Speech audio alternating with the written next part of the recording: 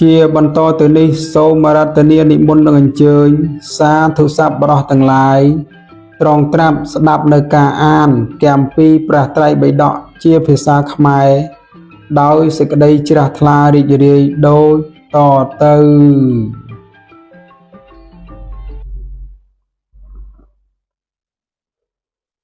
ជាបឋមខ្ញុំព្រះករុណាសូមនមស្ការក្រាបថ្វាយបង្គំចំពោះប្រជុំ3នៃព្រះត្រៃរតន៍គឺមានព្រះសម្មាសម្ពុទ្ធព្រះសទ្ធាមនិងព្រះអរិយសង្ឃដោយសេចក្តីគោរពជ្រះថ្លាដល់ក្រៃលែងប្រសើរពងពោះលើសលោកនិងសពកាល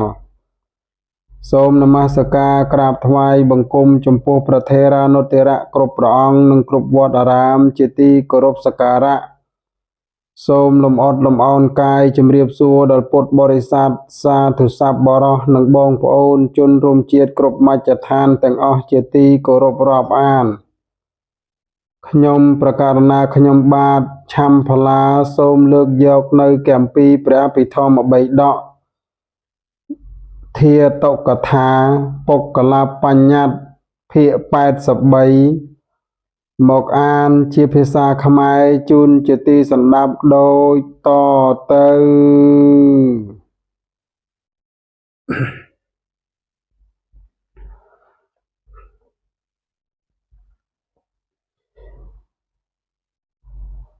ទំព័រទី246បុគ្គលប្រតិបត្តិដើម្បីឲ្យស្រាលស្ដើងកាមរាគៈនិងព្យាបាទៈប្រតិបត្តិដើម្បីធ្វើឲ្យជាក់ច្បាស់នៅសកតាគាមិផល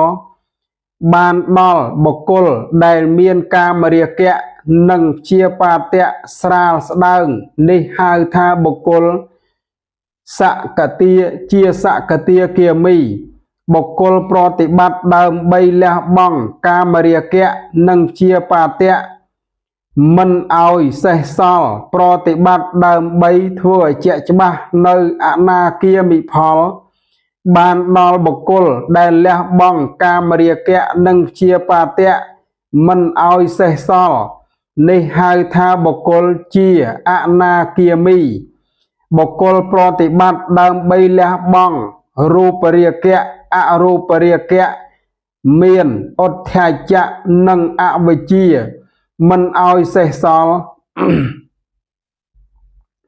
ប្រតិបត្តិដើម្បីធ្វើជាក់ច្បាស់នៅអរហត្តផលបានដល់បុគ្គលដែលលះបង់រូបរាគៈអរូបរាគៈមានឧទ្ធាចៈនិងអវិជ្ជាមិនឲ្យសេសសល់នេះហៅថាបុគ្គលជាអរហន្តចប់ឯកនិទេស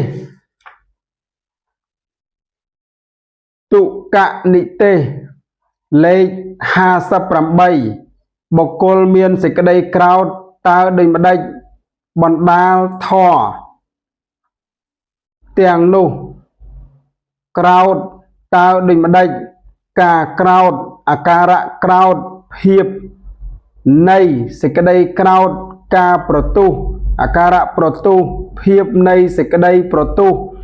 ការព្យាបាទអាការៈព្យាបាទភាពនៃសេចក្តីព្យាបាទការខឹ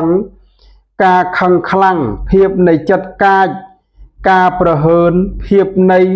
សេចក្តីតូចចិត្តណានេះហៅថាក្រោធបុគ្គលដែលមិនលះបង់ក្រោធនេះហៅថាបុគ្គលមានសេចក្តីក្រោធបុគ្គលចងសេចក្តីក្រោធទុកតើដូចម្ដេចបណ្ដាលធម៌ទាំងនោះការចងសេចក្តីក្រោធទុកតើដូចម្ដេចសេចក្តីក្រោធក្នុងកាលខាងដើមការចងសេចក្តីក្រោធទុកក្នុងកាលខាងក្រោយទៀតការចងសេចក្តីក្រោធទុកអាការៈចងសេចក្តីក្រោធទុកភាពនៃការចងសេចក្តីក្រោធទុកការតាំងទុកអាការៈតម្កល់ទុកសេចក្តីតម្កល់ព្រមការតម្កល់ទុករឿយការចងទុករឿយអំពើដ៏មាំនៃសេចក្តីក្រោធណាដែលមានសភាពដូចនេះនេះហៅថាការចងសេចក្តីក្រោធទុក បុគ្គលដែលមិនលះបង់ការចងសេចក្តីក្រោធទុក្ខនេះហៅថាបុគ្គលចងសេចក្តីក្រោធទុក្ខលេខ59បុគ្គលអ្នកលុបគុណគេតើដូចម្ដេចបណ្ដាលធម៌ទាំងនោះការលុបគុណគេតើដូចម្ដេចការលុបគុណអាការៈលុបគុណភាពនៃសេចក្តីលុបគុណការវេខ្នើអំពើវេខ្នើណានេះហៅថាការលុបគុណបុគ្គលដែលមិនលះបង់ការលុបគុណនេះហៅថាបុគ្គលអ្នកលុបគុណគេបុគ្គលអ្នកប្រណាំងវាសនាតើដូចម្ដេចបណ្ដាធម៌ទាំងនោះការប្រណាំងវាសនាតើដូចម្ដេចការប្រណាំងវាសនាអាការៈប្រណាំងវាសនាភាពនៃសេចក្តីប្រណាំងវាសនាការនាំមកនៃការប្រណាំងវាសនាហេតុជាទីតាំងនៃវិវាទការកាន់យកជាគូការមិនលះបង់ណានេះហៅថាការប្រណាំងវាសនាបុគ្គលដែលមិនលះបង់ការប្រណាំងវាសនានេះហៅថាបុគ្គលអ្នកប្រណាំងវាសនាលេខ60បុគ្គលមានសេចក្តីច្រណែនតើដូចម្ដេច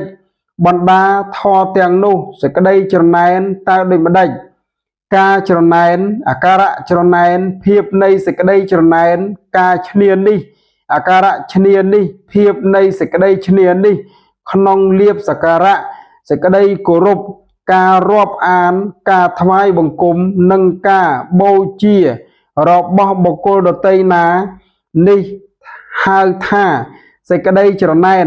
បុគ្គលដែលមិនលះបង់សេចក្តីច្រណែននេះហៅថាបុគ្គលមានសេចក្តីច្រណែនបុគ្គលមានសេចក្តីកំណាញ់តើដូចម្ដេចបណ្ដាលធម៌ទាំងនោះសេចក្តីកំណាញ់តើដូចម្ដេចសេចក្តីកំណាញ់5យ៉ាងគឺកំណាញ់អាវាស1កំណាញ់ត្រកូល1កំណាញ់លៀប1កំណាញ់សេចក្តីសរសើរ1កំណាញ់ធម៌1កំណាញ់ការកំណាញ់អាការៈកំណាញ់ភាពនៃសេចក្តីកំណាញ់សេចក្តីប្រាថ្នាខ្លាំងសេចក្តីកំណាញ់រឹងសេចក្តីស្វិតស្វាញចិត្តហួងហែងមិនរើសមុខណាដែលមានសភាពដូចនេះនេះហៅថាសេចក្តីកំណាញ់បុគ្គលដែលមិនលះបង់សេចក្តីកំណាញ់នេះហៅថាបុគ្គលមានសេចក្តីកំណាញ់លេខ61បុគ្គលមានសេចក្តីអួតអាងតើដូចម្ដេចបណ្ដាលធម៌ទាំងនោះសេចក្តីអួតអាងតើដូចម្ដេចបុគ្គលខ្លះក្នុងលោកនេះជាអ្នកអួតអាងជាអ្នកឡែបអែបលបជាអ្នកឡែបលបមានការអួតអាងអាការៈអួតអាងភាពនៃសេចក្តីអួតអាងសេចក្តីរឹងរូសសេចក្តីរឹងត្អឹង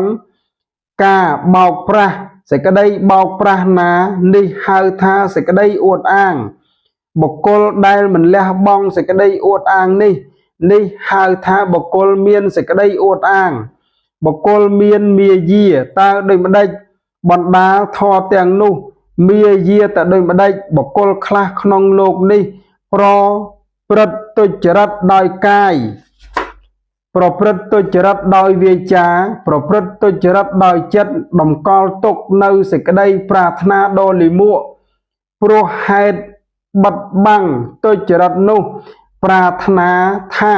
កុំឲ្យគេស្គាល់អញត្រេះរិះថាកុំឲ្យគេស្គាល់អញពោលវាចាថាកុំឲ្យគេស្គាល់អញព្យាយាមដោយកាយថាកុំឲ្យគេស្គាល់អញមាយាភាពមាយាការបិទបាំងទោសការបញ្ឆោតការបំភាន់ការបោះចោលនៅបាបការរក្សាទុកនៅទោសការលាក់ផ្ចិតការបិទបាំងនៅបាបការបិទបាំងផ្ចិតអំពើមិនរាក់អំពើមិនធ្វើឲ្យប្រកបការបិទបាំងចិត្តកិរិយាដ៏លាមកណាដែលមានសភាពដូចនេះនេះហៅថាមាយា បុគ្គលដែលមិនលះបង់មាយានេះហៅថាបុគ្គលមានមាយាលេខ62បុគ្គលមិនខ្មាស់បាបតែដូចម្ដេចបណ្ដាលធម៌ទាំងនោះការមិនខ្មាស់បាបតែដូចម្ដេចធម្មជាតិណាដែលបុគ្គលមិនខ្មាស់ដោយអំពើដែលគេត្រូវខ្មាស់